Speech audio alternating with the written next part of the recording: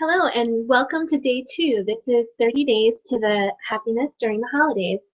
So this is going to be my free gift to you. I'm going to give a few minutes for everyone to pop on. I had to change the time last minute because I had some technical difficulties. So hopefully everyone got the memo and everyone will be able to go ahead and jump on. And I'm going to enable the chat for anyone who's online right now. And we'll just give a few minutes for everyone to arrive. If you don't have a pen and paper, I would recommend getting one. You'll find a lot of information. If you were in day 1 yesterday, you'll see that was just an introduction. Each day we're going to be building up into additional tools. So we'll just give a few minutes for everyone to get started. I see that Ramsey is here. Let's see. Oh, I just got a message someone's trying to get on. All right, we'll give it a few more minutes and then we'll get started. The webinar is going to range anywhere from 15 to 60 minutes per day. Each day there'll be a new topic, and each will build onto the next. If there is anything that weighs heavy on your heart during the holidays, I welcome you to go ahead and shoot me an email, and I would definitely shoot to bring that into the program for you. So if you'd like to email me, if you don't have it already, my email is amanda@empowerlifecoach.com. So I just want to check in the message box to the side. If you could just shoot a quick message over and let me know that you can hear me okay and that you can see the screen.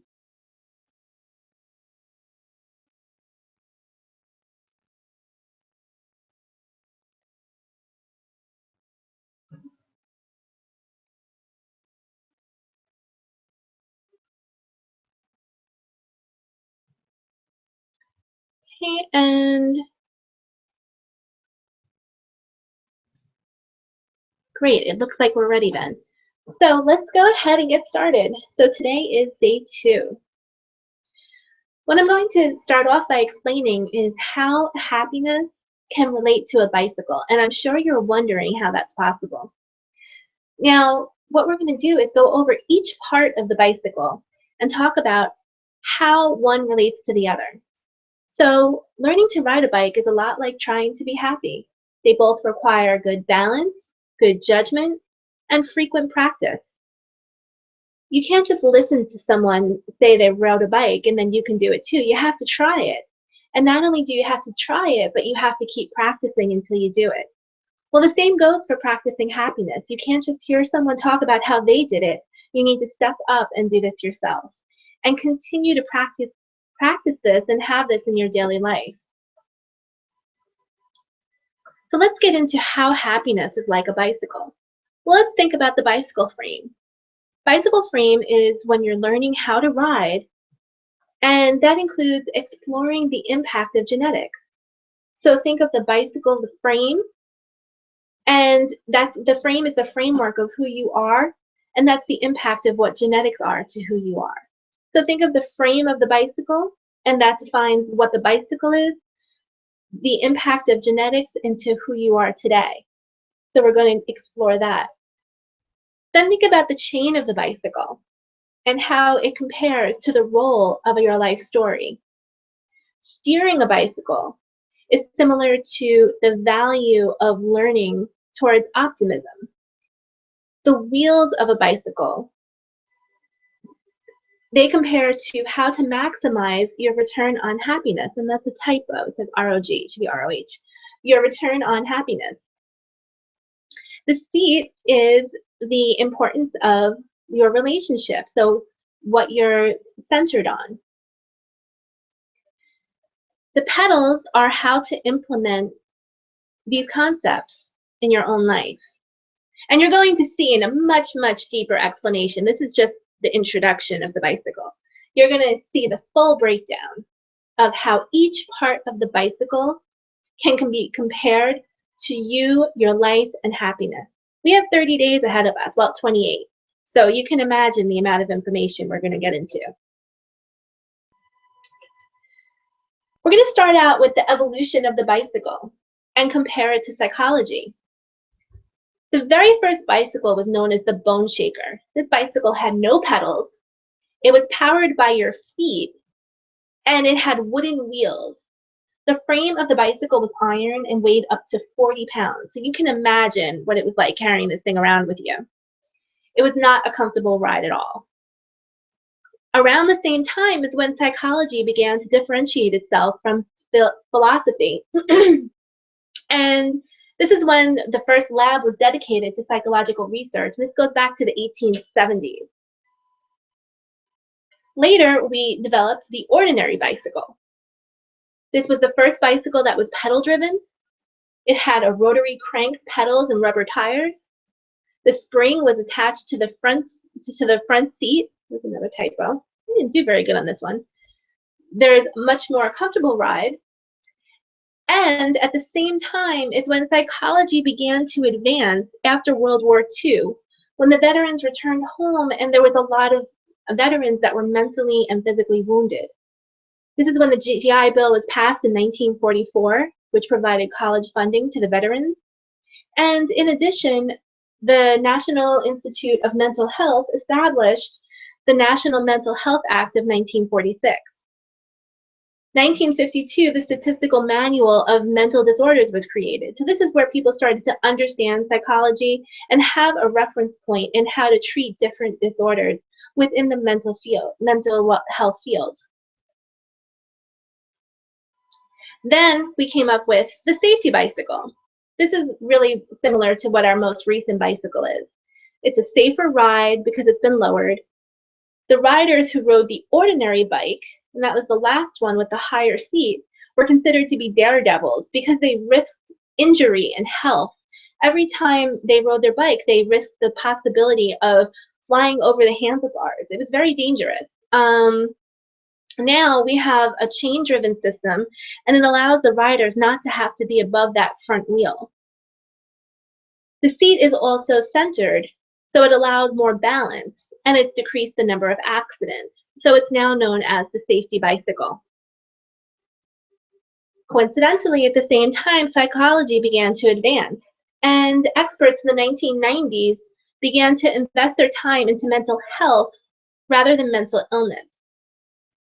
This is when we started to see a greater development with cognitive behavior therapy and humanistic psychology, which is reflected as a shift in the mindset of mental health and how mental health is approached and how mental health is treated. What you're also going to see is in the 1990s, the paradox of affluence, which was recognized as a growing trend. And you're probably wondering what all of this means, but we're going to get into that. Basically, what that means is that there's been an increased amount of spending, but it doesn't equate to an increased amount of happiness. So if you look at this chart, you see the GNP. So the gross national has been increased gradually from 1950 to 2000. You could see how this has gone up tremendously in a period of 50 years. So it's more than doubled on the charts. But when you look at the level of happiness, it's actually started to go down. So what this is saying is that regardless of how many things you're purchasing, it doesn't equate to the amount, to how happy you're going to be.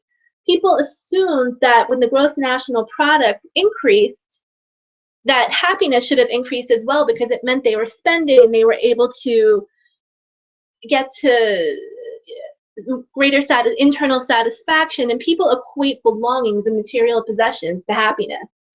But as you can see from the studies, that's not the case. It's actually decreased. So why do you think happiness may have decreased as the material possessions have increased? I mean, they have more things. Shouldn't they be happier? They have bigger houses. They have fancier cars. They have better clothes. All these things people are buying. Why aren't they happy? What I'm going to recommend that you do right now is think about what happiness means to you. Think about how you define happiness in your life. And I want you to go back to how old you were when you first started working. Maybe you started working at 16, 21, whatever the age was when you started working. and I want you to write down a graph. And the graph is going to be similar to the one here, where you're going to have your age at the bottom of the paper, and then maybe write a scale of 1 to 100 on the left-hand side. So go and grab a piece of paper, and I want you to go and write down this information. So I'm going to wait a moment, make sure that you have paper and pen, and then we'll proceed, and I'll tell you what to do next.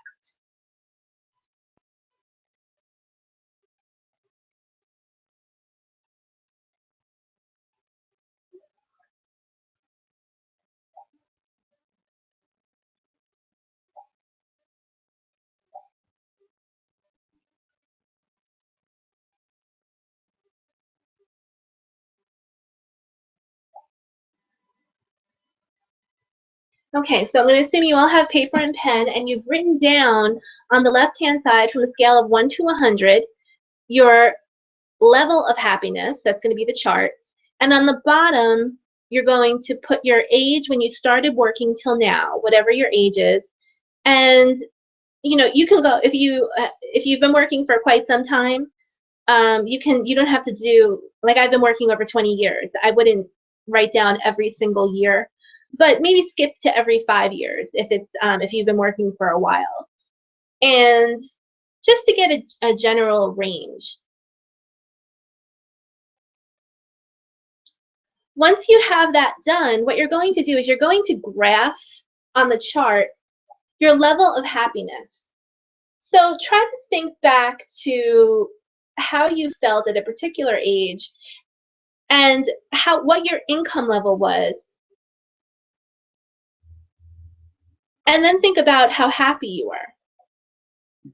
So what that means is you were 21 years old. What was your level of happiness? And another dot, you're going to use what your level of income was.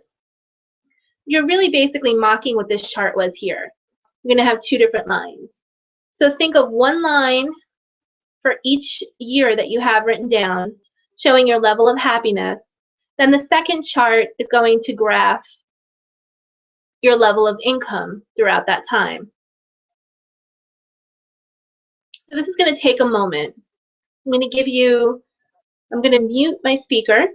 I'm going to pause this, and I'm going to give you about 3 minutes to get through this. So basically, like I said, you're going to first graph your happiness from the time you started working till present. Then you're going to graph your income from the time you started working till present. And then I want you to share with me what you discovered. So I'm going to return in 3 minutes.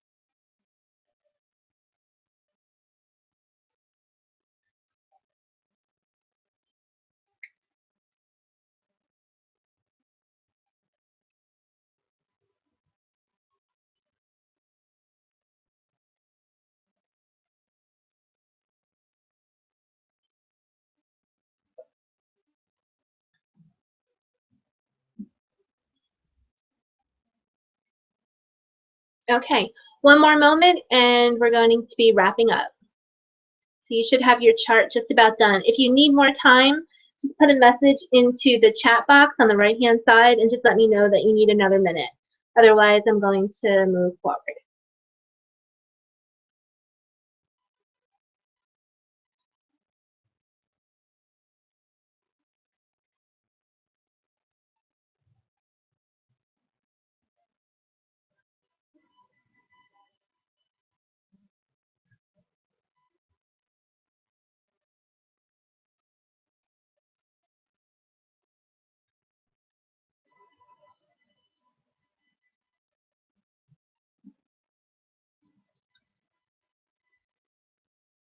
Okay, so we have the 3 minutes. I'm going to move forward.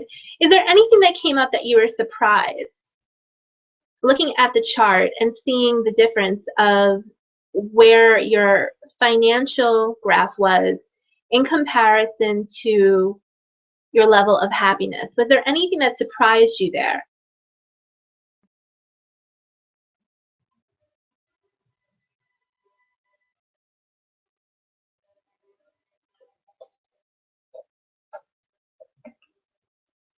Very often what you'll see is that as your salary has changed and increased as we've gotten older and times have changed, the level of happiness and personal fulfillment has not changed.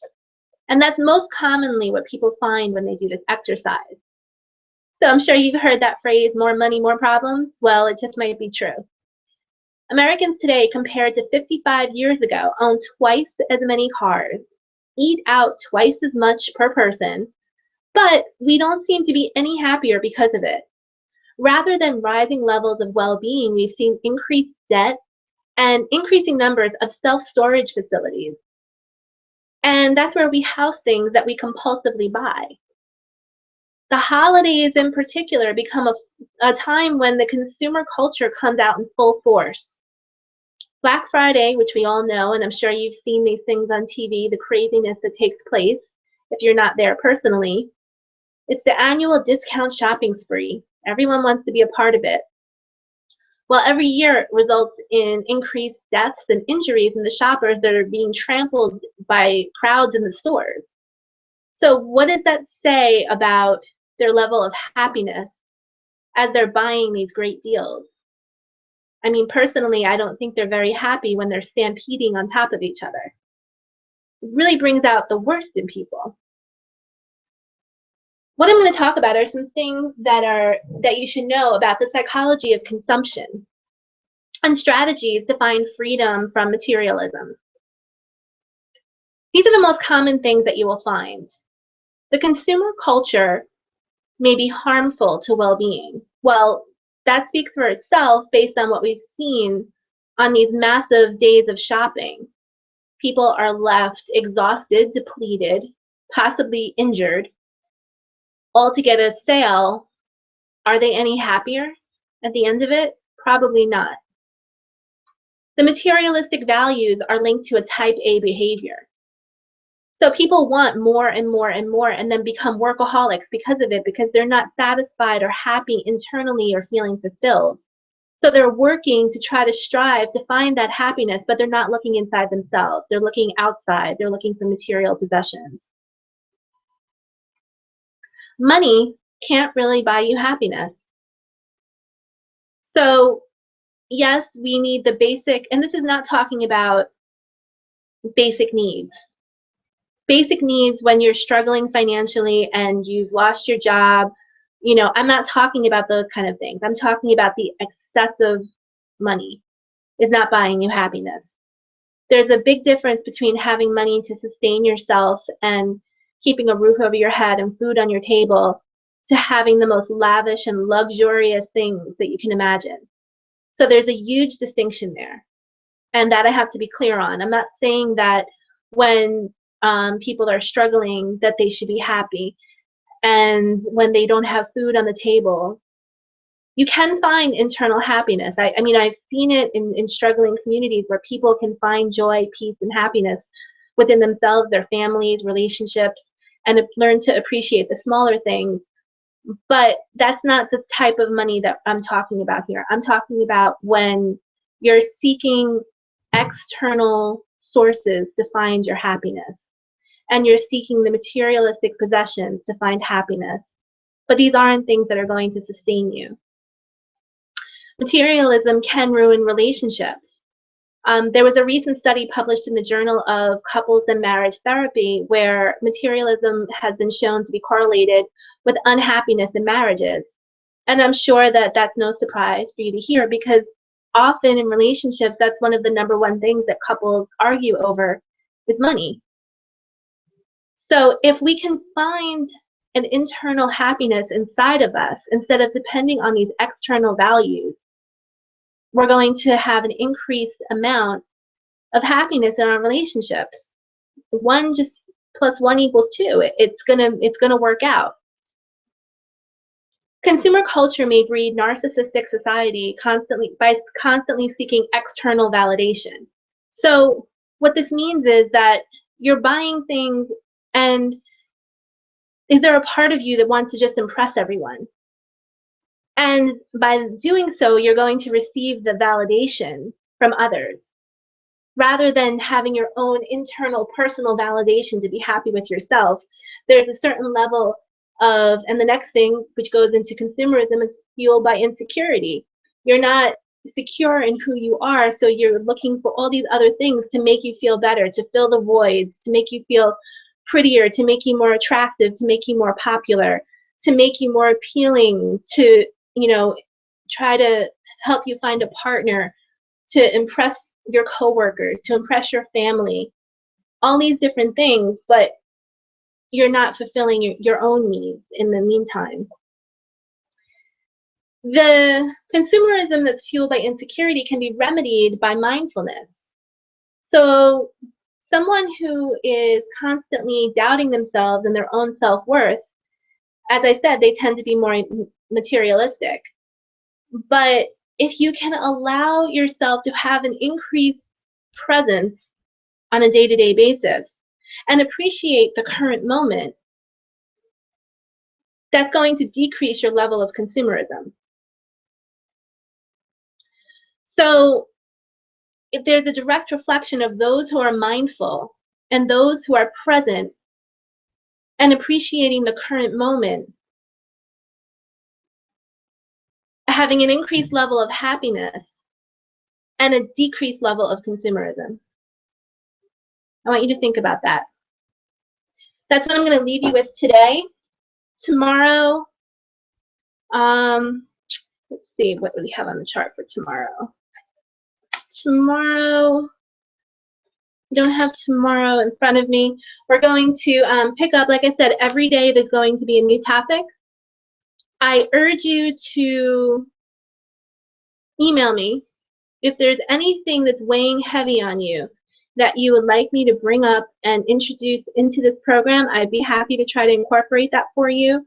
I've received quite a few requests so far, so I'm going to do my best to make sure that I can get everyone's questions answered, to get everyone's concerns for the holidays in here in somewhat of a logical form that one can lead into the next and build onto each other.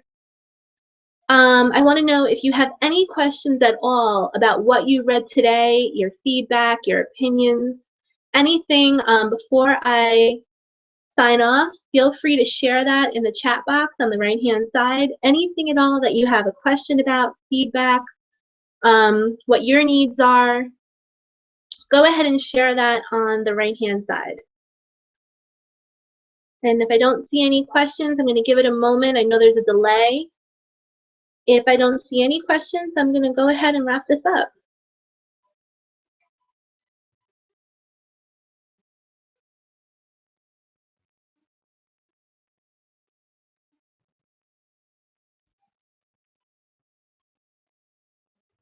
Okay, no questions so far.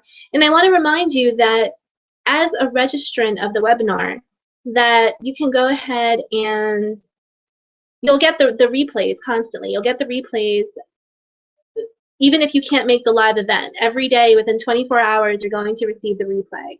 Yesterday there was a couple of glitches. I sent it out, but unfortunately the first one, it wouldn't allow me to embed it for some reason, so I just linked it to another page.